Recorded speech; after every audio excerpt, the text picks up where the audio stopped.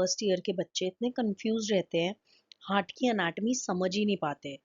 तो as requested बच्चों ने बहुत रिक्वेस्ट किया था कि मैम एनाटॉमी शेयर करना हार्ट की, हार्ट समझने में बहुत दिक्कत होती है। So here I am. हमारा जो हार्ट है वो मीडियास्टाइनम में है, मिडल मीडियास्टाइनम में बेसिकली। ठीक है, this is the reason. Ribs के अंदर प्रोटेक्टेड रहता है। एपेक्स जो है वो हमारे लेफ्ट साइड पर फिफ्थ इंटरकॉस्टल स्पेस पे होता है, ये हिस्सा। एंड जो बेस है हमारा वो लेफ्ट एट्रियम है। ठीक है, याद कैसे रखेंगे हम? एक mnemonic simple, apex is left. ठीक है, लेफ्ट साइड में एपेक्स होता है। हार्ट भी लेफ्ट साइड में है, ये तो याद रखना इज इजी। अब हमारे हार्ट में ना 3 लेयर्स हैं। एपिकार्डियम, जिसको हम रूफ भी बोलते हैं, मायोकार्डियम जिसे समझ लो वॉल्स, और एंडोकार्डियम जो समझ लो हमारे घर के अंदर वॉलपेपर लगा होता है, मतलब छत, वॉल, वॉलपेपर। ठीक है, जैसे कि ये हार्ट है हमारा, समझो उसका एक छोटा सा हमने टिश्यू लिया, वो ऐसा दिखेगा। सबसे बाहर की जो प्रोटेक्ट करने वाली लेयर है उसको एपिकार्डियम कहते हैं। फिर जो मिडल लेयर है उसको मायोकार्डियम कहते हैं, और जो सबसे अंदर है उसको एंडोकार्डियम कहते हैं। कैसे याद रखोगे? Epic muscles endure, epicardium, myocardium, endocardium. ठीक है, एंड जो आपका लेफ्ट वेंट्रिकल का मायोकार्डियम होता है ना, वो सबसे ज्यादा थिक होता है, सबसे ज्यादा मोटा होता है। जो मिडल लेयर है लेफ्ट वेंट्रिकल की, वो सबसे ज्यादा थिक होती है। चेम्बर्स, अभी मैं इमेज भी दिखाती हूँ आपको। Right atrium, right ventricle, right atrium and left ventricle. Right side से सिर्फ रिसीव होता है, लेफ्ट साइड से लॉन्च होता है, मतलब आगे जाता है। एट्रियाज जो है वो एक्सेप्ट करते हैं, वेंट्रिकल्स जो है वो वेंचर करते हैं, बाहर भेजते हैं। एट्रिया के अंदर आता है, वेंट्रिकल से बाहर जाता है। समझो के अंदर आया थ्रू द एट्रियम, वेंट्रिकल ने उसे उठाकर बाहर फेंका, ऐसा। अभी इमेज दिखाऊंगी तो बेटर अंडरस्टैंड कर पाओगे। वॉल्व्स कौन से होते हैं? ट्राइकस्पिड, 4 वॉल्व्स होते हैं, ट्राइकस्पिड, पल्मोनरी, मिट्रल एंड अयोर्टिक। ठीक है, दो एवी वॉल्व्स हैं, ट्राइकस्पिड और मिट्रल, और सेमिल्यूनर वॉल्व्स हैं, पल्मोनरी और एयोर्टिक। इसको भी समझ लेते हैं। देखो, अभी हमने चेम्बर्स की बात की थी। राइट एट्रियम है, राइट वेंट्रिकल है, राइट साइड में एट्रियम ऊपर होता है, वेंट्रिकल नीचे होता है। तो राइट एट्रियम है, राइट वेंट्रिकल है। लेफ्ट एट्रियम है, लेफ्ट वेंट्रिकल है। एट्रियम ऊपर, वेंट्रिकल नीचे। ठीक है, अब राइट एट्रियम और राइट वेंट्रिकल के बीच में है हमारा ट्राइकस्पिड वॉल्व, जो इन दोनों के बीच में है। मतलब एट्रियम में जो भी आएगा वो ट्राइकस्पिड वॉल्व के थ्रू राइट वेंट्रिकल में जाएगा। अब राइट वेंट्रिकल से पल्मोनरी वॉल्व के थ्रू पल्मोनरी आर्टरी में चला जाएगा। ठीक है, अब जो लेफ्ट एट्रियम है उससे मिट्रल वॉल्व के थ्रू लेफ्ट वेंट्रिकल में जाएगा ब्लड, एंड ये जो एयोर्टिक वॉल्व है यहाँ पर, इसके थ्रू आगे अयोर्टा में चला जाएगा। ये अयोर्टा है। तो राइट एट्रियम से ट्राइकस्पिड वॉल्व राइट वेंट्रिकल में जाता है, लेफ्ट एट्रियम से मिट्रल वॉल्व लेफ्ट वेंट्रिकल में जाता है, मतलब बेसिकली जाता नहीं है, यहाँ पे होता है। तो राइट एट्रियम से जो भी ब्लड राइट वेंट्रिकल में जाना है वो ट्राइकस्पिड वॉल्व के ओपन होने पे ही जाएगा।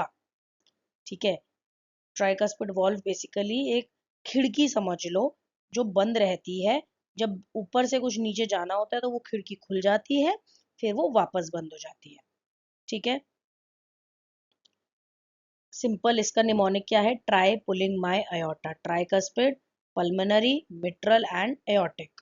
ठीक है, एवी वॉल्व्स के अंदर कॉर्डाई होते हैं, सेमिल्यूनार में नहीं होते हैं। ब्लड फ्लो कैसे होता है जो मैंने अभी समझाया वही। राइट एट्रियम से राइट वेंट्रिकल बता दिया था मैंने, लेकिन राइट एट्रियम को कहाँ से मिल रहा है? सुपीरियर वेना कावा और इंफीरियर वेना कावा। सुपीरियर वेना कावा और इंफीरियर वेना कावा से राइट एट्रियम में गया, किसके through?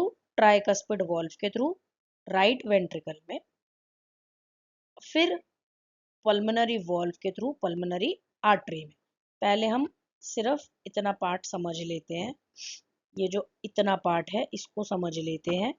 Step 1, step 2, step 3, step 4, समझो 4 स्टेप।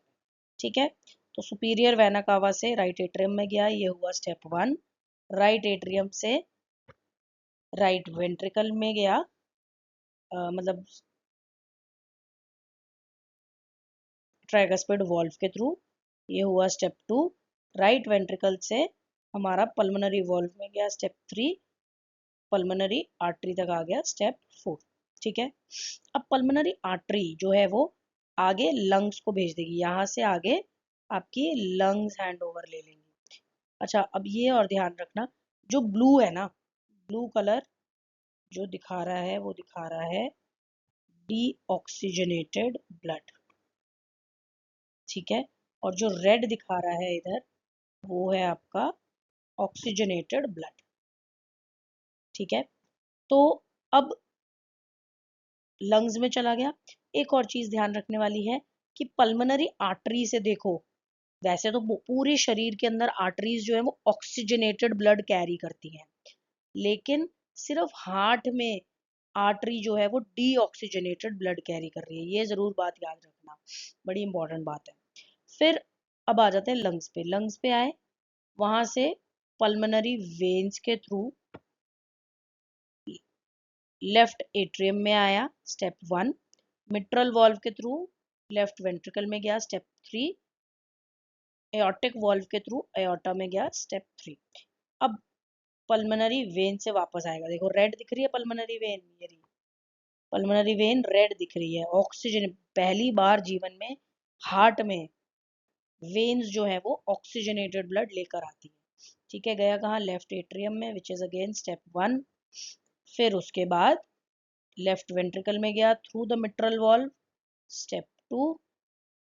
यहाँ से एयोर्टिक वॉल्व के थ्रू अयोटा में गया, विच इज स्टेप 3। यहाँ से अयोटा, मतलब आप इसको 1 2 1 2 3 4 5 6 7 भी देख सकते हो, या 8, मतलब लंग्स में भी गया।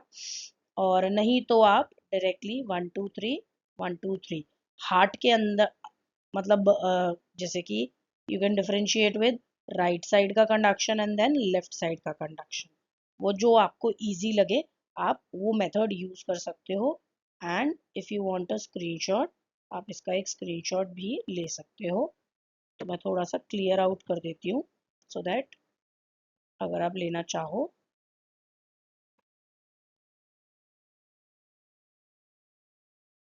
अब ग्रेट वेसल्स की बात कर लेते हैं। जो ग्रेट वेसल्स हैं वो मैंने अभी जो पीछे दिखाई थी ना, aorta, pulmonary trunk, superior vena cava, inferior vena cava and pulmonary veins, जो भी बेसिकली आपके हार्ट के अंदर लेकर आ रही हैं ब्लड को, वो सब ग्रेट वेसल्स है हमारी। ठीक है, अभी मैंने बताया था पल्मोनरी वेसल्स हमारी एक्सेप्शन है, एक्सेप्शनल चीजें हैं, क्योंकि आर्टरी के अंदर डीऑक्सीजनेटेड ब्लड है और वेन के अंदर ऑक्सीजनेटेड है। कोरोनरी सर्कुलेशन में क्या है, RCA, LCA, LAD and एलसीएक्स।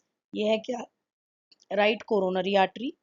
Arteries देखो हमारे पूरे बॉडी में आर्टरीज है, तो हार्ट में भी होंगी, ऑब्वियस सी बात है।